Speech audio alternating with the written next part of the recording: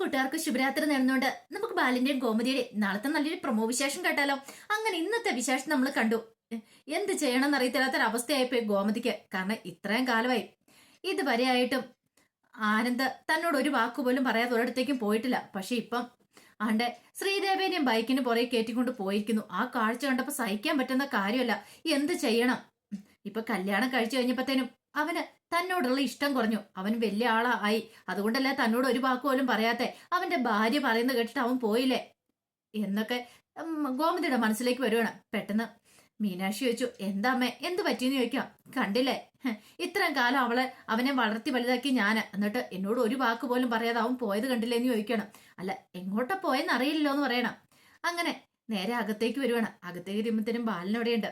ബാലനെ കണ്ടതും ഗോമതി ചോദിച്ചു, അല്ല ബാലേട്ടാ, അവരെങ്ങോട്ട് പോയതാന്ന് ചോദിക്കണം.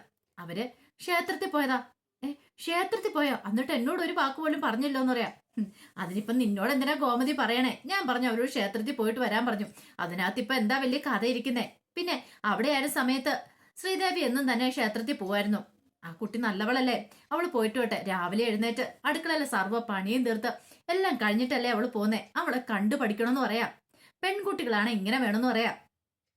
തീർന്നു. ഗോമതിയുടെ മുഖം അങ്ങോട്ട് കറുത്തുരുണ്ട്. ഈ സമയത്ത് ഗോമതി പറഞ്ഞു, എന്നാലും ഒരു വാക്ക് എന്നോട് പറഞ്ഞിട്ട് പാടുന്നല്ലോ. ക്ഷേത്രത്തിൽ വരെ പോണേനെ നിന്നോട് എന്തിനാ പറയണേ? എന്നോട് പറഞ്ഞല്ലോ, അത് മതിയല്ലോ. ഞാനാ പറഞ്ഞേ. ഇനിയിപ്പൊ അമ്മയോടൊന്നും പറയാൻ നിൽക്കണ്ട, നിങ്ങൾ പോയിട്ട് വരാൻ പറഞ്ഞേന്ന് പറയാം. ഇതും പറഞ്ഞ് ബാലൻ അങ്ങോട്ട് അകത്തേക്ക് വരുപ്പേ. ഗോമതിക്ക് പക്ഷെ സഹിച്ചില്ല. ഗോമതിക്ക് സങ്കടമായപ്പേ. കാരണം ഇങ്ങനെയൊന്നും അവൻ ചെയ്യുന്ന ഓർത്തില്ല. ആ സമയത്ത് ഇത്രയും മീനാക്ഷിയും പറഞ്ഞ് സമാധാനപ്പെടം എന്ന് പറയണം. എങ്ങനെ സമാധാനം വരുമെന്ന് പറ.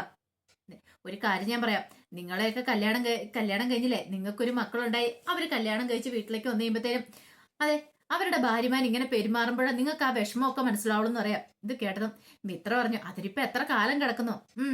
കാലം കിടക്കുന്നൊക്കെ പറയും. ഇതാ പോയെന്ന് പറഞ്ഞ പോലെ കാലം അങ്ങോട്ട് പോകുന്നു പറയാം. പക്ഷെ ആ വേദന മനസ്സിലാക്കണമെങ്കിൽ ദേ നിങ്ങൾ ഒരമ്മയാവണമെന്ന് പറയാം. ഇപ്പൊ തന്നെ കണ്ടില്ലേ, എന്തിനേറെ പറയുന്നു. ടെറസിലേക്കൊന്ന് പോകുമ്പോൾ പോലും അമ്മേ ഞാൻ ടെറസിലേക്കൊന്ന് പോവാ എന്ന് പറഞ്ഞിട്ട് പോകുന്നവൻ ആനന്ദ്.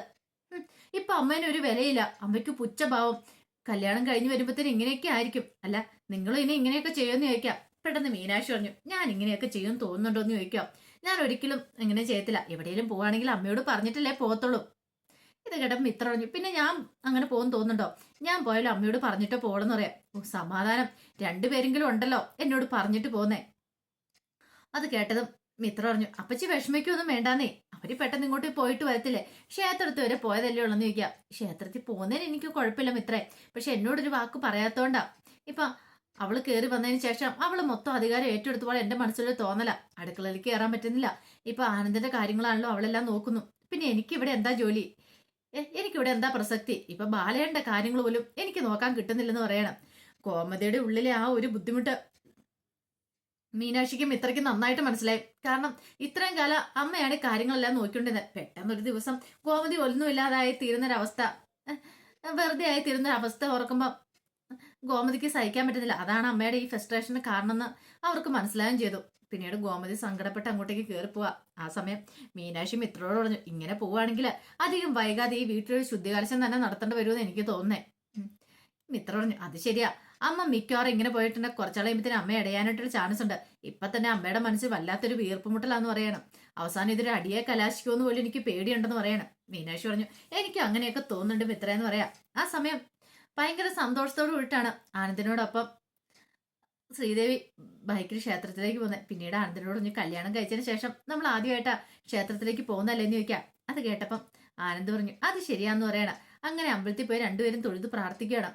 തൊഴുത് പ്രാർത്ഥിച്ചിട്ട് ഇറങ്ങി വന്നു കഴിഞ്ഞപ്പോഴത്തേനും മീനാക്ഷിയോട് ആനന്ദ് ചോദിച്ചു, അല്ല മീനാക്ഷിയോടല്ല ശ്രീദേവിയുടെ ആനന്ദ് ചോദിച്ചു, എന്താ പ്രാർത്ഥിച്ചെന്ന് ചോദിക്കണം. അത് പിന്നെ പ്രാർത്ഥിച്ച കാര്യം പറഞ്ഞിട്ടുണ്ടെങ്കിൽ ബലിക്കില്ലെന്നാ പറയണേന്ന് പറയാം. ആണോ? എന്നാ പറയണ്ടെന്ന് പറയാം. പിന്നീട് അവർ രണ്ടുപേരും പരസ്പരം ചന്ദ്രമൊക്കെ തൊട്ടു കൊടുക്കുന്നുണ്ട്.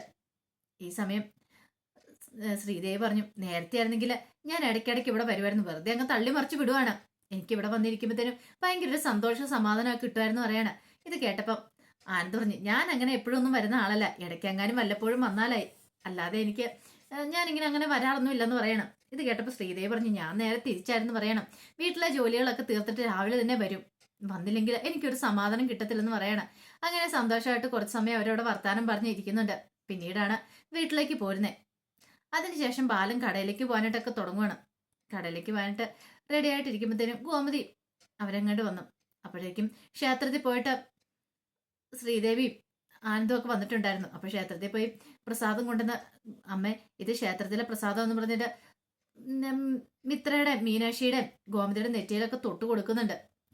ഇത് കണ്ടു കഴിഞ്ഞപ്പോഴത്തേനും കുറച്ചൊരു ആശ്വാസമായി ഗോമതിക്ക്. എന്തായാലും വന്നിട്ട് അങ്ങനെയെങ്കിലും ചെയ്തു തന്നല്ലോ, ഒരു പക്ഷേങ്കിലും താൻ ഉദ്ദേശിച്ച പോലെ അത്രയ്ക്ക് കുഴപ്പമൊന്നുമില്ലാന്ന് തോന്നേ എന്നൊക്കെ മനസ്സിലുണ്ട്. എന്നാലും ഇത്രയ്ക്ക് വേണ്ടിയിരുന്നില്ല എന്നൊരു ചിന്തയുണ്ട്. അങ്ങനെ ബാലൻ കടയിലേക്ക് പോകാനായിട്ട് നേരമായി. ആ സമയത്ത് ആനന്ദ് വന്നിട്ട് പറഞ്ഞു, അച്ഛാ എനിക്കിന്ന് ജോലിക്ക് പോകണമെന്ന് പറയണേ. നീ ഇന്ന് ജോലിക്ക് പോന്ന? എടാ കല്യാണം കഴിഞ്ഞ് 2 ദിവസമല്ലേ ആയുള്ളൂ, നീ ഇന്ന് പോകേണ്ട കാര്യമുണ്ടോന്ന് ചോദിക്കാം. ഇത് കേട്ടതും ആനന്ദ് പറഞ്ഞു, പോകാതിരിക്കാൻ പറ്റില്ല അച്ഛാ, കാരണം നല്ല തിരക്കുള്ള സമയമാണ്. അത് തന്നെയല്ല, കുറച്ച് ദിവസം ഞാൻ ലീവ് എടുത്തില്ലേ, ഇനി വീട്ടിൽ കയറി ശരിയാത്തില്ല. 1-2 അർജന്റ് വർക്കും കാര്യങ്ങളൊക്കെ ഉണ്ടെന്ന് പറയാം. അങ്ങനെയാണെങ്കിൽ നീ പൊയ്ക്കോ, കുഴപ്പമൊന്നും ഇല്ലാന്ന് പറയാം. പക്ഷെ ശ്രീദേവിയുടെ മുഖം അങ്ങോട്ട് കറുത്തുരുണ്ടു. ആനന്ദ് പോകാന്ന് പറഞ്ഞു കഴിഞ്ഞപ്പോ പെട്ടെന്ന് അനുശ്രീ പറഞ്ഞു, ഓ ഇപ്പൊ എന്താ ഏട്ടത്തിന്റെ മോൻ കണ്ടിട്ടുണ്ടെങ്കിൽ ഏട്ടൻ എന്റെ ഗൾഫിൽ പോകുന്ന പോലെ ഉണ്ടല്ലോ, വൈകുന്നേരം ഇങ്ങോട്ട് വീട്ടിലേക്ക് വരുന്നേ, പിന്നെ എന്താ കുഴപ്പമെന്ന് ചോദിക്കാം. ശ്രീദേവി പറഞ്ഞു, ഒന്നുമില്ലാന്ന് പറയണം. ആനന്ദ് പറഞ്ഞു, അർജന്റായിട്ട് ജോലി ഉള്ളതുകൊണ്ടാ, പോകാതിരിക്കാൻ പറ്റാത്തതുകൊണ്ടാന്ന് പറയണം. ബാലൻ പറഞ്ഞു, നീ പോയിട്ട് വാടാ മോനെന്ന് പറയണം. അങ്ങനെ ആനന്ദിനെ അങ്ങോട്ട് പറഞ്ഞു വിടാൻ തുടങ്ങണം. ഈ സമയം മീനാക്ഷിക്കാണ് വല്ലാത്ത ടെൻഷനാ. ഇതുവരെയായിട്ടും ട്രെയിനിങ്ങിന് പോകുന്ന കാര്യത്തെക്കുറിച്ചൊന്നും അച്ഛനോട് പറഞ്ഞിട്ടില്ല. ഓരോ തവണ ആകാശനോട് പറയുമ്പോൾ പറയാന്ന് പറയുന്നല്ലാതെ പറഞ്ഞിട്ടില്ല. ഇനി സമയം വൈകിട്ടുണ്ടെങ്കിൽ കൃത്യസമയം പോകാൻ പറ്റിയിട്ടില്ലെങ്കിൽ അതൊരു പക്ഷേ പ്രശ്നമായി തീരും. എന്തെങ്കിലും ഉടനെ ചെയ്തേ മതിയാവുള്ളൂ.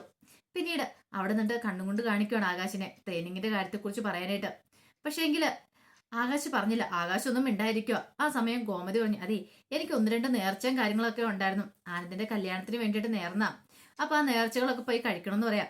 ബാലൻ പറഞ്ഞു, അതിനിപ്പോ എന്താ പോയി കഴിക്കണം, അല്ല എല്ലാരും കൂടെ പോയി കഴിച്ചേക്കാൻ നീ നേർച്ച നേർന്നിട്ടുണ്ടോന്ന് ചോദിക്കും.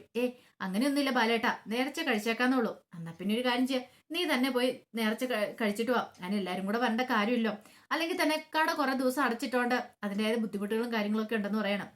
കോമതി പറഞ്ഞു, ഞാൻ തന്നെ എങ്ങനെയാ പോണേ, തന്നെ പോയിട്ടുണ്ടെങ്കിൽ ശരിയാകത്തില്ലെന്ന് പറയണം. അതിനിപ്പോ എന്താ, നീ ആരെയാലും കൂട്ടിക്കൊണ്ട് പോകാൻ പറയണം. അപ്പൊ ആരെ കൂട്ടിക്കൊണ്ടാ ഞാൻ പോന്നേ? എന്നാ പിന്നെ ബാലട്ടൻ വരാൻ പറയണം. ഞാൻ എങ്ങനെയാ വരുന്നേ? കടയിൽ നിന്ന് ഞാൻ ഇറങ്ങിയാൽ ശരിയാവുമോ? അല്ലെങ്കിൽ തന്നെ കുറെ ദിവസം ലീവ് ആയതല്ലേ എന്ന് ചോദിക്കും. പിന്നീട് മിത്രയോട് പറഞ്ഞു, അപ്പൊ മിത്രയ്ക്ക് ക്ലാസ് കട്ട് ചെയ്യണം. അനുജയോട് പറഞ്ഞു കഴിഞ്ഞപ്പോഴത്തേനും അനുജയ്ക്കും കോളേജിൽ ക്ലാസ് ഒക്കെ കട്ട് ചെയ്യണം. അനുജയ്ക്കല്ല, അനുശ്രീക്കും. പിന്നീട് മീനാക്ഷിയോട് പറഞ്ഞു, എന്നാ ഒരു കാര്യം ചെയ്യാം, മീനാക്ഷി കൂടെ പോയിട്ട് വരാൻ പറയണം. ഇത് കേട്ടപ്പോൾ മീനാക്ഷി പറഞ്ഞു, എനിക്ക് പറ്റില്ല എന്ന് പറയണം. അതെന്താ നിനക്ക് പറ്റില്ലാതെ? അല്ല അടുത്ത ആഴ്ചയല്ലേ, അടുത്ത ആഴ്ച എനിക്ക് പറ്റില്ല അച്ഛാന്ന് പറയണം. ഈ സമയം ആകാശ് ഒന്ന് പറയും, തന്റെ കാര്യം ഒന്ന് അച്ഛൻ്റെ അടുത്ത് അവതരിപ്പിക്കും എന്നൊരു ചിന്തയുണ്ടായിരുന്നു മീനാക്ഷിയുടെ മനസ്സിൽ. പക്ഷേ എങ്കിൽ ആകാശ് അപ്പോഴും പറഞ്ഞില്ല ട്രെയിനിങ്ങിന്റെ കാര്യത്തെക്കുറിച്ച്. ഈ സമയം മീനാക്ഷി ധൈര്യം സംഭരിച്ചു പറഞ്ഞു, അച്ഛാ അതൊന്നും അല്ല കാര്യം, എനിക്ക് ട്രെയിനിങ് ഉണ്ടെന്ന് പറയണം. ട്രെയിനിങ് എവിടെ? കൊച്ചിയിൽ ട്രെയിനിങ് ഉണ്ട്, 2 ദിവസത്തെ ട്രെയിനിങ് ഉണ്ടെന്ന് പറയണം. ആഹാ അത് കൊള്ളാലോ, എന്നിട്ട് അത് ഇതിലായിട്ടും പറയായിരുന്നെന്ന് ചോദിക്കും. അത് പിന്നെ പറയണമെന്ന് വിചാരിച്ചിരിക്കുമായിരുന്നു പറയും. അല്ല എന്നിട്ട് പോയിട്ട് വൈകുന്നേരം വരാൻ പറ്റില്ല, 2 ദിവസം അവിടെ തങ്ങണമെന്ന് പറയണം, ഹോട്ടലിൽ തങ്ങണമെന്നൊക്കെ പറയാം. ഇത് കേട്ട് കഴിഞ്ഞപ്പോൾ ശ്രീദേവി പറഞ്ഞു, ഹോട്ടലിൽ തങ്ങാനായിട്ടാ? മീനാക്ഷി ചോദിച്ചാൽ എന്താ ഹോട്ടലിൽ തങ്ങിയ എന്താ കുഴപ്പമെന്ന് ചോദിക്കും. അല്ല ഇതെന്തിനാ ഇപ്പൊ ട്രെയിനിങ് ഒക്കെ, വേറെ ആരും ട്രെയിനിങ്ങിന് പോകാനില്ലേ എന്നൊക്കെ ബാലൻ ചോദിക്കുകയാണ്. ബാലന് ഇഷ്ടപ്പെട്ടില്ല അങ്ങോട്ട്. ആ സമയം മീനാക്ഷി പറഞ്ഞു, ട്രെയിനിങ് എല്ലാവർക്കും കൊടുക്കുന്നതാന്ന് പറയണം. ആര്യനൊക്കെ പറഞ്ഞു, അത് ശരിയാ, ട്രെയിനിങ് എല്ലാവർക്കും ഇടയ്ക്ക് കൊടുക്കുന്നതാ, അതിപ്പോ പോകാതിരിക്കാൻ പറ്റില്ല എന്ന് പറയണം. കമ്പൽസറി ആയിട്ട് പങ്കെടുക്കുന്ന ട്രെയിനിങ്ങും കാര്യങ്ങളൊക്കെ ഉണ്ടെന്ന് പറയണം. ഇവിടുന്ന് മാത്രമല്ല അച്ഛാ, വേറെ സ്ഥലങ്ങളിൽ നിന്നൊക്കെ ആൾക്കാർ വരുന്നുണ്ടെന്ന് പറയണം. ഇത് കേട്ടപ്പം ബാലനൊന്ന് ആലോചിച്ചു. ബാലൻ പറഞ്ഞു, എന്നൊരു കാര്യം ചെയ്യുക, ഗോമതിയുടെ കൂടെ വേറെ ആരെങ്കിലും പോട്ടെ എന്ന് പറയണം. പക്ഷെ ഗോമതി പറഞ്ഞു, ബാലേട്ടാ അത് ശരിയാവത്തില്ല എന്ന് പറയണം. അവസാനം ഇനിയിപ്പോ എന്ത് ചെയ്യാൻ പറ്റും? പക്ഷേങ്കില് മീനാക്ഷിക്ക് അതിനേക്കാളും ടെൻഷനാ. ആകാശ് കൂടെ ചെല്ലാന്ന് പറഞ്ഞ ആകാശന് അതിനെക്കുറിച്ച് ഒരു വാക്ക് പോലും സംസാരിക്കുന്നില്ല. പെട്ടെന്ന് ആനന്ദ് ചോദിച്ചു, അല്ല മീനാക്ഷി തന്നെയാണോ ട്രെയിനിങ്ങിന് പോണെന്ന് ചോദിക്കും. ഞാൻ തന്നെയാ പോണേന്ന് പറയണം.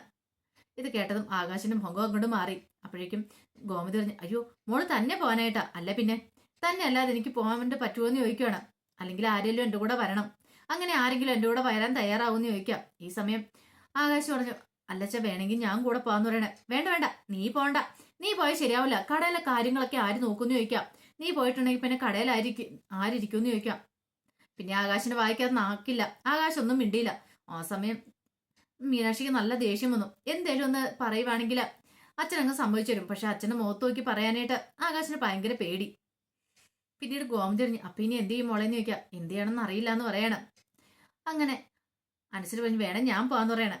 ഇത് കേട്ടപ്പോ ആര്യ പറഞ്ഞു വേണ്ട വേണ്ട നീ പോണ്ട, 2 ദിവസം ക്ലാസ്സും കെട്ടി നിനക്ക് പോവാനല്ലേ, അതുകൊണ്ട് നീ പോണ്ടെന്നൊക്കെ പറയാണ്. അവസാനം വന്നു കഴിഞ്ഞപ്പോഴത്തേനും ബാലൻ പറഞ്ഞു ഒരു കാര്യം ചെയ്യാം, ഇനിയിപ്പം ഗോമതി പോട്ടെ എന്ന് പറയണം. ഗോമതിക്ക് അത് കഴിഞ്ഞ് ക്ഷേത്രത്തിൽ പോയപ്പോഴേ ഗോമതി പോട്ടെ എന്ന് പറയണം. ആ സമയം ഗോമതിയുടെ അടുത്ത് പതുക്കം മിത്ര പറഞ്ഞു, ദേ അമ്മേ ഒരു കാര്യം ഞാൻ പറഞ്ഞേക്കാം, ഇത് എന്തിനാണ്ടെയാണെന്നറിയാവോ? ഇപ്പൊ പോയിട്ടുണ്ടെങ്കിൽ ആ കൂടെ പോയിട്ടുണ്ടെങ്കിൽ ഈ വീട്ടിലെ അധികാരം മൊത്തം ആര് ഏറ്റെടുക്കുമെന്നറിയാവോ? ശ്രീദേവി അടുത്ത് ഏറ്റെടുക്കുമെന്ന് പറയണം. അതേപോലെ തന്നെ ഇപ്പൊ ബാലൻ പറയുകയും ചെയ്തു, ഗോമതി പോയാലും കുഴപ്പമില്ല, ഇവിടെ ശ്രീദേവി ഉണ്ടല്ലോ കാര്യങ്ങളൊക്കെ നോക്കാമെന്ന്. ഇതോടെ കേട്ട് കഴിഞ്ഞപ്പോഴത്തേനും ഗോമതി അങ്ങോട്ട് അടിമുടി പെരുത്ത് കയറി. തന്നെ ഇവിടെ നിറക്കി വിട്ടിട്ട് അവളിവിടെ കാര്യങ്ങളൊക്കെ നോക്കുന്നു, ഒരു കാരണവശാലും താൻ ചത്താലും അതിന് സമ്മതിക്കില്ല എന്ന് ഗോമതി മനസ്സിലൊരു പ്രതിജ്ഞയൊക്കെ എടുക്കുകയാണ്. വല്ലാത്തൊരു അവസ്ഥയായി പോയി ഗോമതിക്ക്. ഗോമതി അത് ചിന്തിച്ചു പോലെയുള്ള കാര്യമില്ല ഇങ്ങനെയൊക്കെ ബാലൻ പറയുന്നുള്ളത്. അങ്ങനെ തന്നെ ഇവിടെ നിറക്കി വിട്ടിട്ട്, അല്ലെങ്കിൽ തന്നെ ഇപ്പൊ പറഞ്ഞു വിട്ടിട്ട് അങ്ങനെ അവൾ ഇപ്പൊ ഇവിടെ ഭരിക്കേണ്ട എന്നൊരു ചിന്തയായിരുന്നു ഗോമതിയുടെ. താനിപ്പോ അങ്ങനെ പോവാനായിട്ട് പോകുന്നില്ലെന്നൊക്കെ ഒരു തീരുമാനം എടുക്കുകയാണ്. അപ്പൊ അതിന്റെ വിശേഷങ്ങളൊക്കെയാണ് നാളെ കാണാൻ പോകുന്നത്. ഇതിന്റെ ബാക്കി വിശേഷങ്ങളുമായിട്ട് നാളെ രാവിലെ തന്നെ വരാട്ടോ. എല്ലാരും മറക്കാതെ കയറി കാണണേ. ഒരിക്കൽ കൂടി എല്ലാവർക്കും നല്ലൊരു രാത്രി ആശംസിച്ചു നിർത്തുന്നു.